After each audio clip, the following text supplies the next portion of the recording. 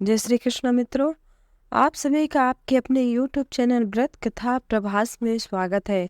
मित्रों, आज के इस वीडियो में हम जानेंगे भाई दूज कौन सी तिथि को है, भाई को टीका करने का शुभ मुहूर्त क्या है और हम भाई दूज क्यों मनाते हैं। तो चलिए इसको हम विस्तार पूर्वक जानते हैं।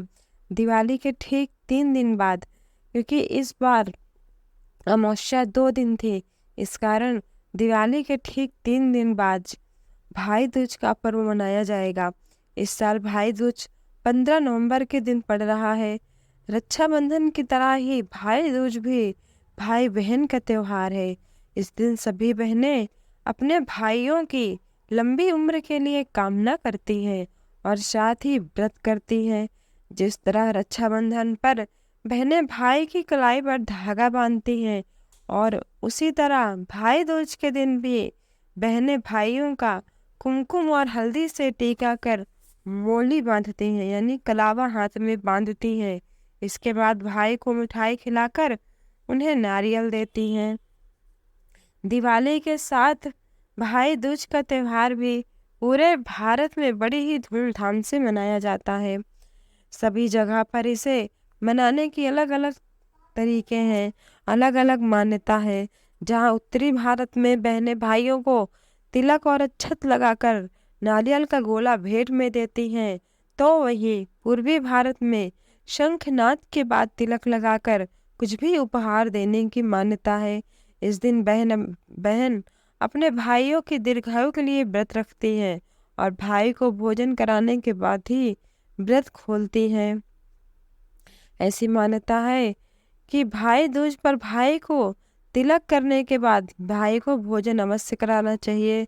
जो बहन अपनी पूरी श्रद्धा और आदर के साथ भाई का तिलक कर भाई को भोजन कराती है और भाई भी अपनी बहन का आतिथ्य स्वीकार करता है और तो उनकी सारी इच्छाएं यमराज पूरी करते हैं और उन्हें कभी भी यमराज का भय नहीं रहता है। यदि ऐसी मान्यता है कि यदि कोई भाई भाई दूज के दिन अपनी बहन के घर जाकर भोजन करे तो वह अकाल मृत्यु से बच सकता है, उसकी कभी अकाल मृत्यु नहीं होती। ऐसा कहा जाता है कि जो भाई बहन या पर्व पूरे विधि विधान से मनाते हैं, उनकी किसी भी दुर्घटना में मृत्यु होने की संभावना बहुत ही कम हो जाती है। साथ ही भाई दूज मनाने से भाई और बहनों को सुख, समृद्धि, संपत्ति और धन की प्राप्ति होती है। जो भाई बहन इस दिन यमुना जी में स्नान करते हैं, उनकी माँ यमुना की कृपा से उनके घर में धन दौलत, सुख, समृद्धि होती है और उन्हें कभी यम का द्वार नहीं देखना पड़ता। इसके पीछे एक बहुत ही सुंदर पौराणिक कथा है, तो चलिए सुनते हैं। स्कंद पुराण की कथा के अनुसार भगवान शिव और उनकी पत्नी संज्ञा की 2 संतान थी, जिसमें उनका पहला पुत्र यमराज और उनकी दूसरी पुत्र यमुना थी। यम पापियों को दंड देते थे, परंतु माँ यमुना मन की बहुत निर्मल थी। जब यम पापियों को दंड देते थे तो उन्हें बहुत ही ग्लानि होती थी। इस कारण माँ यमुना गोलोक में रहने लगी। माँ यमुना अपने भाई यम को हमेशा बुलाती थी कि भाई आओ हमारे यहाँ घूम जाओ, लेकिन यम अपने काम में ही व्यस्त रहते थे, वो अपनी बहन के यहाँ जा नहीं पाते थे। एक बार कार्तिक शुक्ल द्वितीया को यमराज ने अपनी बहन के घर जाने का मन बनाया और उन्होंने जितने भी पापी नरक लोक में बंद थे, उन्होंने उन सबको आज़ाद कर दिया और अपनी बहन के घर भोजन करने गए। जब वो अपनी बहन के घर भोजन करने गए तो उनकी बहन यमुना बहुत ही प्रसन्न हुई। उन्होंने अपने भाई को विधि पूर्वक भोजन कराया तो उनके भाई यम बहुत प्रसन्न हुए और उन्होंने अपनी बहन से बोला, हे बहन तुम कुछ वरदान मांग लो।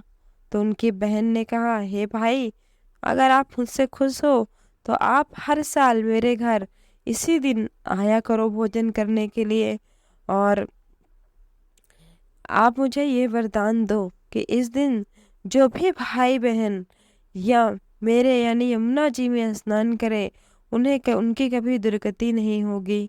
तब यमराज जी ने यमुना जी से प्रसन्न होकर उन्हें यह वरदान दिया। तब से ऐसी मान्यता चली आ रही है कि इस दिन जो भाई बहन यमुना जी में स्नान करते हैं उन्हें कभी नरक का द्वार नहीं देखना पड़ता। एक बार प्रेम से बोलिए यमुना मैया की जय, यम भगवान की जय। दूसरी इसकी एक दूसरी भी पौराणिक कथा है। इस कथा का ये मान्यता है कि जब भगवान श्री कृष्ण ने नरकासुर को संहार किया था, जब भगवान श्री कृष्ण नरकासुर को हराने के बाद अपनी बहन सुभद्रा से मिलने गए, तब उनकी बहन सुभद्रा ने अपने भाई के माथे पर तिलक लगाकर सत्कार किया।